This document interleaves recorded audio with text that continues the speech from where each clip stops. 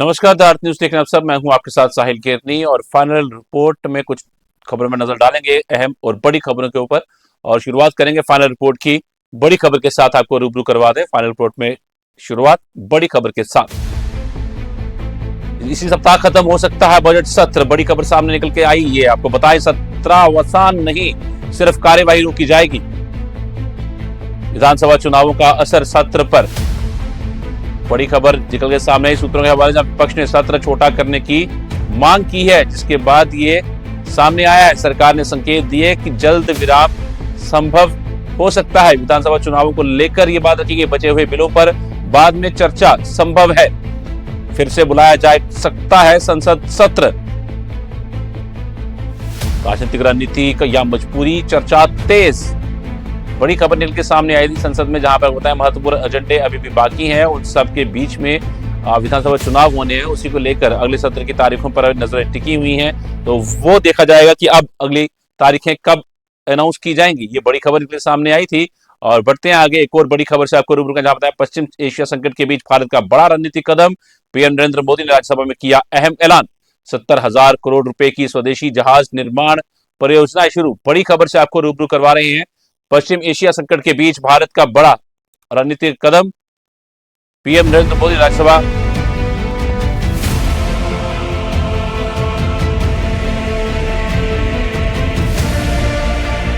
भारत के 2 LPG tanker सुरक्षित निकले। ईरानी नेवी ने किया स्कॉट।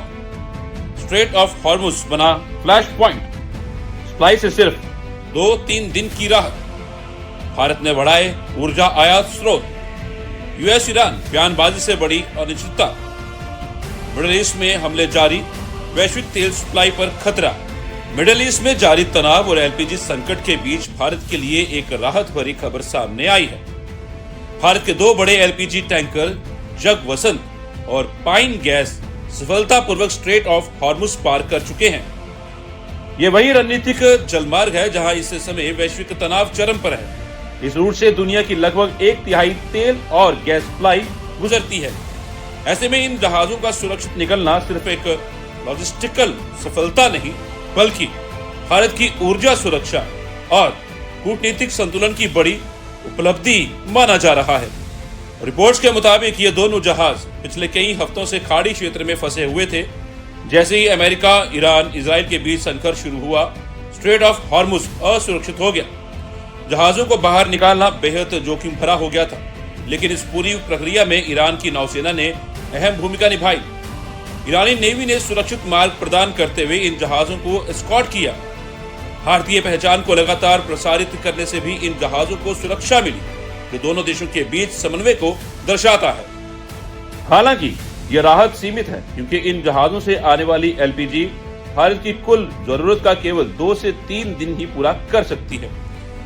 ईरानी संकट अभी पूरी तरह टला नहीं है। सरकार ने स्थिति को देखते हुए बंदरगाहों को निर्देश दिए हैं कि एलपीजी टैंकरों को प्राथमिकता दी जाए। साथ ही घरेलू उत्पादन बढ़ाने और वैकल्पिक आयात स्रोतों पर भी जोर दिया जा रहा है। भारत अब 27 की जगह 41 देशों से ऊर्जा आयात कर रहा है, ताकि सप्लाई चेन पर दबाव कम किया जा सके। इस बीच अंतर्राष्ट्रीय स्तर पर स्थिति और जटिल होती जा रही है। अमेरिका के राष्ट्रपति डोनाल्ड ट्रंप ने ईरान पर संभावित हमलों को टालने की बात कही है और बातचीत के संकेत दिए हैं, लेकिन ईरान ने इन दावों को सिरे से खारिज कर दिया है। इस विरोधाभासी बयानबाजी ने अनिश्चितता और बढ़ा दी है। वहीं इजराइल और ईरान के बीच हमले लगातार जारी हैं। क्षेत्र में तनाव कम होने के कोई ठोस संकेत फिलहाल नहीं दिख रहे। कुल मिलाकर जग वसंत और पाइन गैस का सुरक्षित निकलना भारत के लिए राहत जरूर है, लेकिन यह संकट का स्थायी समाधान नहीं है। मिडिल ईस्ट में जारी तनाव का असर सिर्फ ऊर्जा आपूर्ति तक सीमित नहीं है, बल्कि इसका असर वैश्विक अर्थव्यवस्था और राजनीतिक समीकरणों पर भी पड़ रहा है। आने वाले दिनों में हालात किस दिशा में जाएंगे, इस पूरी दुनिया की नजरें टिकी हैं। भारत के लिए सबसे बड़ी चुनौती अब इस अस्थिर स्थिति में संतुलन बनाए रखना है। बढ़ते हैं आगे एक और बड़ी खबर से आपको रूबरू करवा दें। आपको बता दें कि पश्चिम एशिया संकट के बीच भारत का बड़ा रणनीतिक कदम सामने आया है। भारत का बड़ा रणनीतिक कदम, पीएम नरेंद्र मोदी ने राज्यसभा में किया अहम ऐलान। 70,000 करोड़ रुपए की स्वदेशी जहाज निर्माण परियोजना शुरू, विदेशी जहाजों पर 90% निर्भरता कम करने की योजना। मेक इन इंडिया के तहत शिप बिल्डिंग को मिलेगा बढ़ावा, ऊर्जा आपूर्ति सुरक्षित करने पर सरकार का फोकस। एलपीजी और कच्चे तेल की खरीद सभी स्रोतों से जारी, 53 लाख मीट्रिक टन रणनीतिक तेल भंडार तैयार, 65 लाख मीट्रिक टन अतिरिक्त स्टोरेज पर काम जारी। पीएम बोले, आत्मनिर्भरता ही संकट से निपटने का एकमात्र रास्ता है। एक बड़ी खबर सामने आई थी, आपको बताया पश्चिमी एशिया संकट के बीच भारत का बड़ा रणनीतिक कदम, पीएम नरेंद्र मोदी ने राज्यसभा में किया अहम ऐलान। 70,000 करोड़ रुपए की स्वदेशी जहाज निर्माण परियोजना, विदेशी जहाजों पर 90% निर्भरता कम करने की योजना। मेक इन इंडिया के तहत शिप बिल्डिंग को मिलेगा बढ़ावा, ऊर्जा आपूर्ति सुरक्षित करने पर सरकार का फोकस। पीएम बोले, आत्मनिर्भरता ही संकट से निपटने का एकमात्र रास्ता है। पश्चिम एशिया में बढ़ते तनाव और वैश्विक ऊर्जा संकट के बीच भारत ने आत्मनिर्भरता की दिशा में एक बड़ा और निर्णायक कदम उठाया है। प्रधानमंत्री नरेंद्र मोदी ने राज्यसभा में ऐलान किया है कि देश अब विदेशी जहाजों पर अपनी निर्भरता कम करेगा और इसके लिए 70,000 करोड़ रुपए का विशेष स्वदेशी जहाज निर्माण परियोजना शुरू की गई है। दरअसल भारत का करीब 90% आयात विदेशी जहाजों से के जरिए होता है, जो किसी भी वैश्विक संकट के समय बड़ा जोखिम बन सकता है। इसी खतरे को देखते हुए सरकार अब मेक इन इंडिया के तहत घरेलू शिप बिल्डिंग को तेजी से बढ़ावा दे रही है। इसके साथ ही सरकार ऊर्जा सुरक्षा और मजबूत करने के लिए कच्चे तेल और गैस की खरीद हर संभव स्रोत से कर रही है और रणनीतिक भंडार भी लगातार बढ़ा रही है। साफ है कि संकट के इस दौर में भारत आत्मनिर्भरता को सही ही सबसे बड़ा हथियार बना रहा है। तो क्या कुछ कहा प्रधानमंत्री, आइए देखिए। भारत ने संकट के ऐसे ही समय के लिए कच्चे तेल के भंडारण को भी प्राथमिकता दी है। हमारी तेल कंपनियां संकट के समय के लिए काफी मात्रा में पेट्रोल और डीजल का भंडार रखती हैं। बीते 11 वर्षों में 53 लाख मीट्रिक टन से अधिक का स्ट्रेटेजिक पेट्रोलियम रिजर्व भी डेवलप किया गया है और 65 लाख मैट्रिक टन से अधिक के रिजर्व की व्यवस्था पर देश काम कर रहा है। साथ ही बीते दशक में भारत की रिफाइनिंग कैपेसिटी भी अच्छी खासी बढ़ाई गई है। मैं आपके माध्यम से सदन को और देश को ये आश्वासन देना चाहता हूं कि भारत के पास क्रूड ऑयल के पर्याप्त स्टोरेज के और निरंतर सप्लाई की व्यवस्थाएं है। बीते वर्षों में सरकार का निरंतर प्रयास रहा है कि हर सेक्टर में दूसरे देशों पर निर्भरता कम से कम हो, हम ज्यादा से ज्यादा आत्मनिर्भर हो, यही एकमात्र विकल्प है। जैसे भारत का 90% से अधिक ट्रेड विदेशी जहाजों पर होता है, ये स्थिति किसी भी वैश्विक संकट में भारत की स्थिति को और भी गंभीर बना देती है। इसलिए सरकार ने मेड इन इंडिया जहाज बनाने के लिए करीब 70,000 करोड़ रुपए का अभियान शुरू किया। भारत आज ship building, ship breaking, maintenance and overhauling ऐसी हर सुविधा के निर्माण पर तेज गति से काम कर रहा है। भारत अपने डिफेंस सेक्टर को भी अधिक रेजिलिएंट बना रहा है। बीते दशक में किए गए प्रयासों से भारत आज अपनी जरूरत के अधिकांश हथियार भारत में ही बना रहा है। एक समय था जब भारत अपने जीवन रक्षक दवाओं के कच्चे माल यानी एपीआई के लिए भी दूसरे देशों पर बहुत अधिक निर्भर था।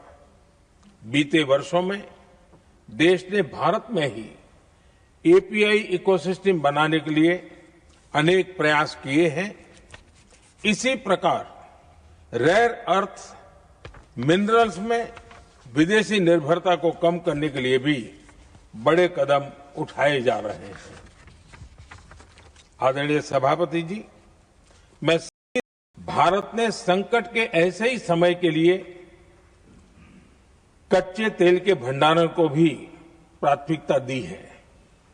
हमारी तेल कंपनियां संकट के समय के लिए काफी मात्रा में पेट्रोल और डीजल का भंडार रखती हैं। बीते 11 वर्षों में 53 लाख मीट्रिक टन से अधिक का स्ट्रेटेजिक पेट्रोलियम रिजर्व भी डेवलप किया गया है और 65 लाख मैट्रिक टन से अधिक के रिजर्व की व्यवस्था पर देश काम कर रहा है। साथ ही बीते दशक में भारत की रिफाइनिंग कैपेसिटी भी अच्छी खासी के पास क्रूड ऑयल के पर्याप्त स्टोरेज के और निरंतर सप्लाई की व्यवस्थाएं है। बीते वर्षों में सरकार का निरंतर प्रयास रहा है कि हर सेक्टर में दूसरे देशों पर निर्भरता कम से कम हो। इसलिए सरकार ने मेड इन इंडिया जहाज बनाने के लिए करीब 70,000 करोड़ रुपए का अभियान शुरू किया। भारत आज ship building, ship breaking, maintenance. बढ़ते हैं आगे। कोई बड़ी खबर से आपको रूबरू करवाया। आपको बताया लोकसभा में सरकार लाएगी 4 अहम bill. Business advisory committee BAC की बैठक में फैसला लिया गया है। बड़ी खबर, लोकसभा में सरकार लाएगी 4 अहम bill. Business advisory committee BAC की बैठक में फैसला। आने वाले दिनों में सदन में पेश होंगे बिल। विधायी एजेंडा हुआ तय। ट्रांसजेंडर्स पर्सनल एमेंडमेंट बिल 2026 पर भी चर्चा। इस बिल पर 3 घंटे की बहस का समय तय। सामाजिक मुद्दों पर संसद में होगी अहम चर्चा। सरकार तेजी से आगे बढ़ाने की यह विधायी प्रक्रिया। विपक्ष की भूमिका पर भी रहेगी नजर। संसद के आगामी सत्र में बढ़ेगी राजनीतिक हलचल। संसद के आगामी दिनों में राजनीतिक सरगर्मी और बढ़ने वाली है, क्योंकि सरकार लोकसभा में 4 अहम बिल पेश करने की तैयारी में है। लोकसभा की बिजनेस एडवाइजरी कमेटी की बैठक में यह फैसला लिया गया है, जिससे साफ है कि सरकार अपने विधायी एजेंडे को तेजी से आगे बढ़ाना चाहती है। इसके साथ ट्रांसजेंडर्स पर्सन अमेंडमेंट बिल 2026 को भी चर्चा के लिए सूचीबद्ध किया गया है, जिस पर 3 घंटे की विस्तृत बहस होगी। यह बिल सामाजिक दृष्टि से बेहद महत्वपूर्ण माना जा रहा है और इस पर सत्ता पक्ष और विपक्ष के बीच तीखी चर्चा होने की संभावना है। कुल मिलाकर आने वाले दिन संसद के लिए काफी अहम रहने वाले हैं, जहां नीतिगत फैसलों के साथ साथ राजनीतिक टकराव भी देखने को मिल सकते हैं। And I really think that it's unfortunate that they are not sending it to the standing committee. I think the very least, because what the community feels is that this bill is going to obliterate their identity, and therefore it was very, very important that they should have been consulted, and that this bill that is being brought about should have taken place or should have been passed after proper consultation. And I think it's very unfair that the entire community feels like they have not been consulted and such a big decision is being taken in their context. I wish the government had listened and put it on the... बढ़ते आगे कोई बड़ी खबर से आपको रूबरू करवाया। बता दें आपको, भारतीय रेलवे ने नियमों में किया बड़ा बदलाव। कंफर्म टिकट कैंसिलेशन पर सख्त नियम लागू किए गए हैं। भारतीय रेलवे नियमों में बड़ा बदलाव किया है। कंफर्म टिकट कैंसिलेशन पर सख्त नियम लागू। ट्रेन छूटने से 8 घंटे पहले कैंसिल करने पर नहीं मिलेगा रिफंड। 24 से 8 घंटे पहले कैंसिल करने पर 50% रिफंड। 72 से 24 घंटे पहले कैंसिल करने पर 25% रिफंड। तत्काल बुकिंग में आधार OTP अनिवार्य किया गया है। एजेंट्स पर लगाम के लिए 30 मिनट तक बुकिंग पर रोक। 3 करोड़ से ज्यादा फर्जी user ID deactivate. Chart number 9-18 घंटे पहले तैयार होगा। बोर्डिंग पॉइंट और क्लास अपग्रेड अब 30 मिनट पहले तक संभव है। भारतीय रेलवे ने यात्रियों के लिए कई बड़े बदलावों का ऐलान किया है, जो आपकी यात्रा और टिकट बुकिंग दोनों को सीधे प्रभावित करेंगे। सबसे बड़ा बदलाव कंफर्म टिकट के कैंसिलेशन नियमों में किया गया है, जहां ट्रेन छूटने से 8 घंटे पहले टिकट कैंसिल करने पर कोई रिफंड नहीं मिलेगा। तत्काल बुकिंग सिस्टम को भी ज्यादा पारदर्शी बनाने के लिए आधार आधारित OTP लागू किया गया है और एजेंट्स पर रोक लगाने के लिए शुरुआती 30 मिनट तक बुकिंग सीमित कर दी गई है। इसके अलावा अब ट्रेन का चार्ट पहले से ज्यादा जल्दी यानी 9 से 18 घंटे पहले तैयार होगा, जिससे यात्रियों को बेहतर प्लानिंग का मौका मिलेगा। साथ ही बोर्डिंग स्टेशन बदलने और क्लास अपग्रेड करने की सुविधा भी अब ट्रेन छूटने से 30 मिनट पहले तक मिल सकेगी। ये सभी नए नियम 1 से 15 अप्रैल 2026 के बीच चरणबद्ध तरीके से लागू होंगे। 25% ऑफ द फेयर इंट्रोड्यूस किया, जो कि कैंसिलेशन का चार्ज रहेगा। और 72 आवर्स से पहले जेन्युइन पैसेंजर है जिसने अगर कैंसिल कराया है, और अगर और भी कोई है तो उसमें नो डिडक्शन एक्सेप्ट दी जो एक मिनिमम जो चार्ज होता है मिनिमम टिकट पे कैंसिलेशन का, वो रहेगा इसमें। तो बहुत सिग्निफिकेंट चेंज आएगा ऐसा हमारा मानना है। वैसे भी अभी फीडबैक तो जैसे रेलवे मिनिस्टर के जो इमरजेंसी कोटा वाला सेक्शन होता है, उस सेक्शन में करीब करीब 70% कम हो गए रिक्वेस्ट। तो जब से ये तत्काल और ये सब रिफॉर्म्स इंट्रोड्यूस किए हैं, पहले अगर डेली 400-500 रिक्वेस्ट आते थे, अब वो कम होके 150-200 के आसपास आ गए। मुझे लगता है ये रिफॉर्म और करेंगे तो उसके बाद में और भी जेन्युइन पैसेंजर्स को टिकट कंफर्म मिलेंगे, और कंफर्म मिलने से जो EQ वाला रिक्वेस्ट आता है वो और कम हो जाएगा। आपका क्या अनुभव है? मुझे भी पार्लियामेंट से आते हुए रास्ते में 2 जर्नलिस्ट मिले थे अपने साथी। वो कह रहे थे कि अब हमारे पास बहुत कम आता है कंफर्मेशन का रिक्वेस्ट। मैंने उनको ऐसे ही पूछा कि कंफर्मेशन का रिक्वेस्ट पहले जितना ही है कम हुआ? उन्होंने कहा बहुत कम हो गया। आप लोगों का क्या रिक्वेस्ट है? आप लोगों का क्या अनुभव है? बढ़ा है और मतलब कम हुआ है। और मीडिया लाइन में सर अचानक छुट्टी मिलती है ना, तो इसलिए रिक्वेस्ट लास्ट मिनट में मिलती छुट्टी से, विशेष ट्रेनों में अभी भी दिक्कत है ना? है, कुछ सेलेक्ट शक्ति है उसमें दिक्कत आती है, सेलेक्टेड ट्रेन। लेकिन पहले के कंपैरिजन में अगर ओवरऑल देखो तो मतलब हमारा अनुभव है कि कम। दूसरा रिफंड में बड़ा एक चेंज किया है कि पहले पुराने टाइम में, मतलब अभी तक का जो सिस्टम है उसमें ये था कि कैंसिल करवाना है तो टर्मिनेटिंग स्टेशन पे ही कैंसिल करवा सकते हो। तो ये बड़ी अपने आप में एक कंस्ट्रेंट हो जाता था। उसको रिमूव करके देश के किसी भी स्टेशन से काउंटर पे जाके जो ऑनलाइन है, विच इज़ नाउ 88% है, 88% तो वैसे ऑनलाइन है, तो उसमें तो कोई दिक्कत ही नहीं है। और जो 12% काउंटर से निकलते हैं टिकट, उसमें अब किसी भी काउंटर से across the country, any station, any counter, people can go and cancel the ticket. और जो TDR वाला, टिकट्स के लिए TDR वाला रिक्वायरमेंट था, जिसको टिकट डिपॉजिट रिसीट करना कहते थे, वो उसको कंप्लीटली एलिमिनेट कर दिया है। अब अपने आप ऑटोमेटिकली रिफंड हो जाएगा अगर ऑनलाइन बुकिंग की हुई। बढ़ते हैं आगे, कोई बड़ी खबर से आपको रूबरू करवाएं। आपको धर्म परिवर्तन पर भागवत का बड़ा बयान सामने आया है। आरएसएस प्रमुख मोहन भागवत का वृंदावन दौरा, जीवन दीप आश्रम का किया लोकार्पण। बड़ी खबर आपको बताएं, धर्म परिवर्तन पर भागवत का बड़ा बयान। आरएसएस प्रमुख मोहन भागवत का वृंदावन दौरा, जीवन दीप आश्रम का किया लोकार्पण। संतों के चरण स्पर्श कर लिया आशीर्वाद, बोले घर वापसी के प्रयास जारी हैं। घुसपैठ रोकने पर समाज और प्रशासन को साथ आने की अपील की। सभी नागरिकों के साथ समान व्यवहार पर जोर। आश्रम को बताया मार्गदर्शन और शिक्षा का केंद्र। कार्यक्रम में कई संत, नेता और गणमान्य लोग मौजूद रहे। सांस्कृतिक प्रस्तुतियों ने समारोह को बनाया खास। राष्ट्रीय स्वयंसेवक संघ के सर संचालक मोहन भागवत आज वृंदावन पहुंचे, जहां उन्होंने जीवन दीप आश्रम का लोकार्पण किया और संतों से आशीर्वाद लिया। इस दौरान उन्होंने कई अहम मुद्दों पर अपने विचार भी रखे। धर्म परिवर्तन के मुद्दे पर बोलते हुए भागवत ने कहा कि जो लोग पहले ही दूत थे और अन्य संप्रदायों में चले गए हैं, उन्हें वापस लाने के प्रयास जारी हैं। वहीं घुसपैठ के मुद्दे पर उन्होंने समाज और प्रशासन से मिलकर काम करने की अपील की। उन्होंने ये भी कहा कि सभी नागरिकों के साथ समान व्यवहार होना चाहिए, लेकिन समाज की सुरक्षा और संतुलन बनाए रखना भी जरूरी है। कार्यक्रम में कई संत, नेता और गणमान्य लोग मौजूद रहे, जबकि सांस्कृतिक प्रस्तुतियों ने माहौल को और भव्य बना दिया। और अपने देश की एक जनसंख्या नहीं है, हम कहते हैं उसका विचार करो। 50 साल के बाद अपने देश में खाने वाले कितने रहेंगे, खिलाने वाले कितने चाहिए, इतने लोग रहेंगे तो स्वास्थ्य, शिक्षा, पर्यावरण की सारी बातें देश रख सकेंगे हम।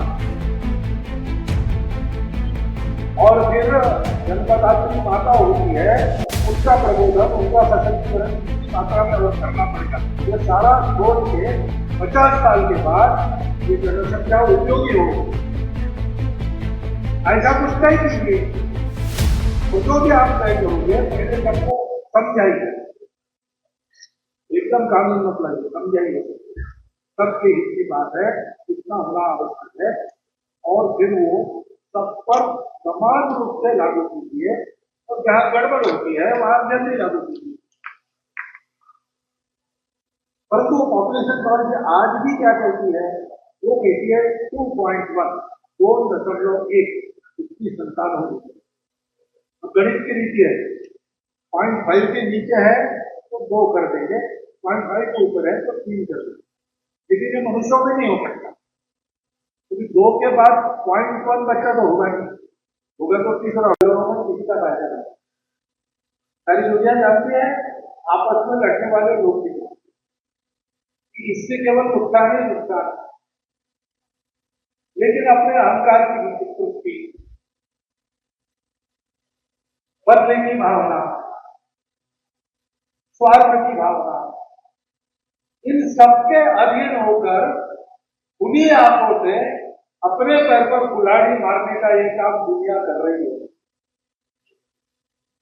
और ऐसा काम हम कर रहे हैं ये उनको कम से कम 100 साल से मालूम है। उसके पहले मालूम नहीं था, अनजाने में जा रहे थे ये मानकर कि यही रास्ता ठीक है। अब उनको पश्चाताप हो रहा है ये रास्ता ठीक नहीं है, नया रास्ता चाहिए, भारत से मिलेगा, केवल जड़बात से नहीं चलेगा, अध्यात्म साथ लेना पड़ेगा। ये सब वो जानते हुए भी महाभारत में एक रूपक है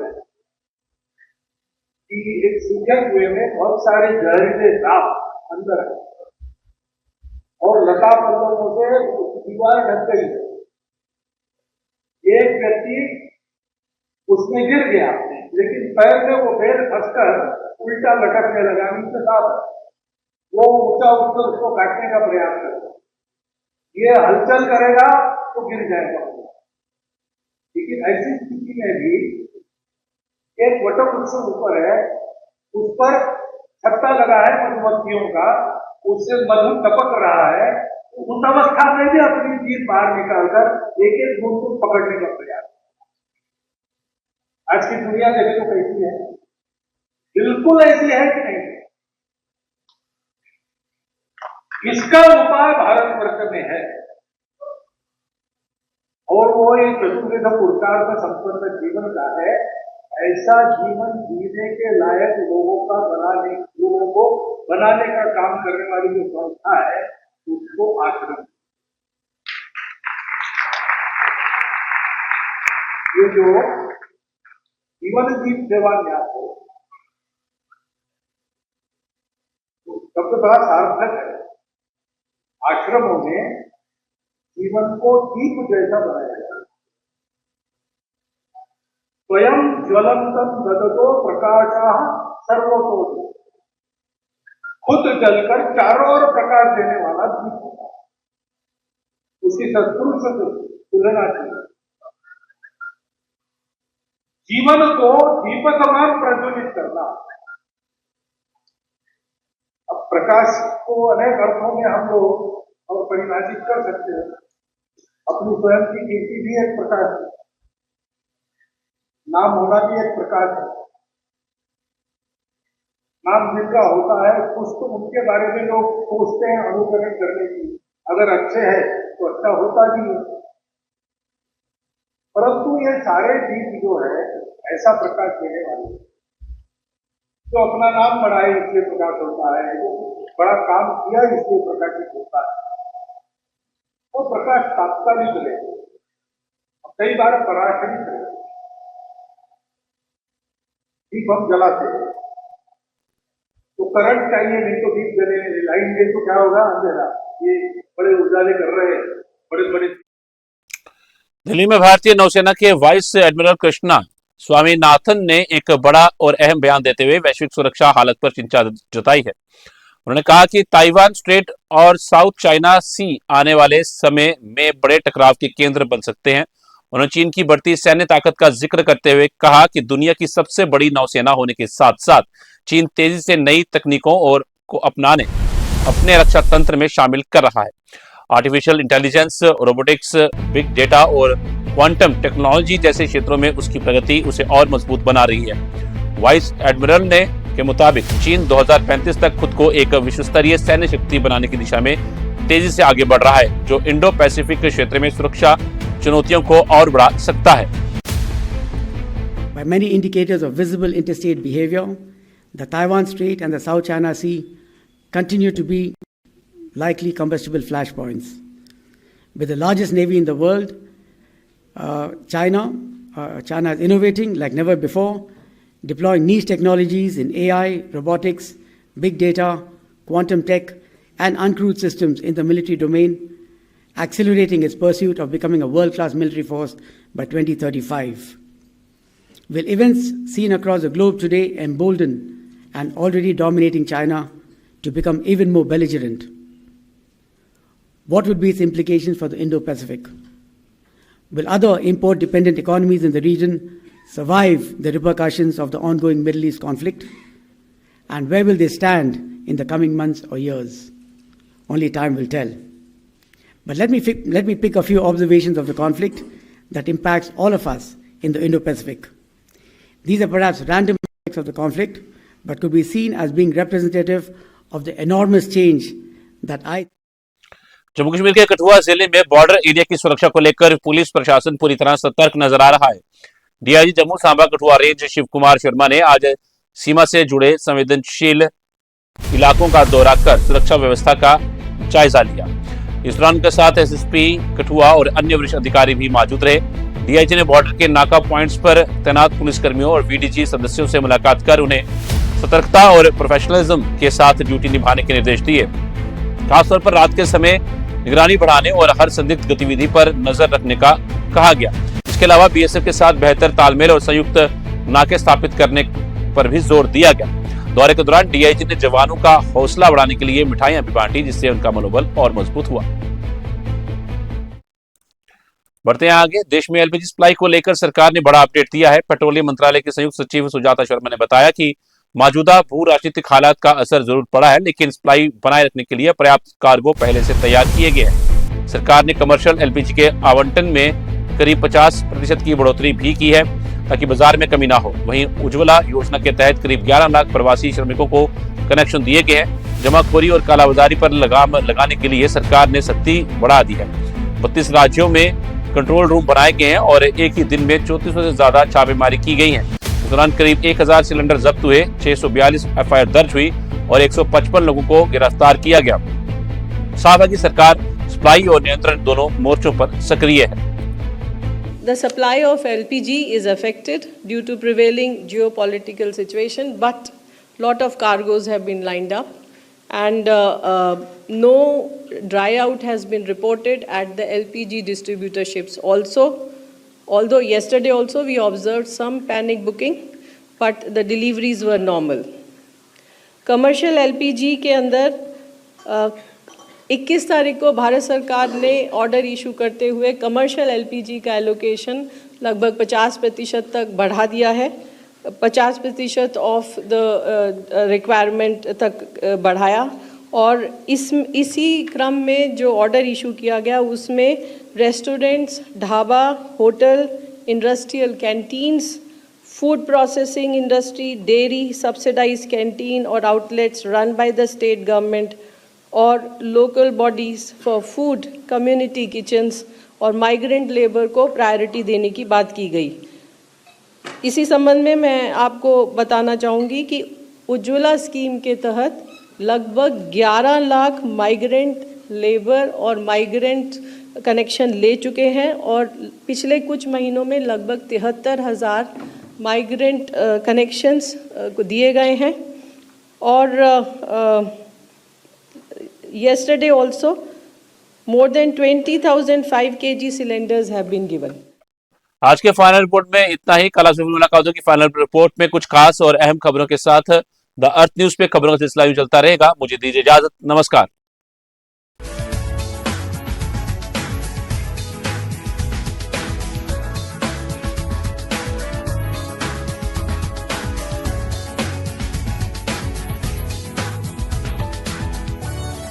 The reason I chose SP Smart School is because it prepared me for my boards examination as well as for my competitive examinations. The previous year results have been a testament of this statement. with over 18 positions, 700 distinctions, and the UT topper being from our school is our huge pride. The results of the competitive examinations have also been commendable. The students who are not a part of SP Smart School program have no idea what they are missing out on. Transforming education through life skills and lifestyle learning. Beyond books, excellence in sports, NCC and co-curricular activities. At Kingstar, every facility speaks of quality and commitment. From professional cricket grounds to advanced indoor setups, Kingstar provides everything a young sportsperson needs to perform at the highest level.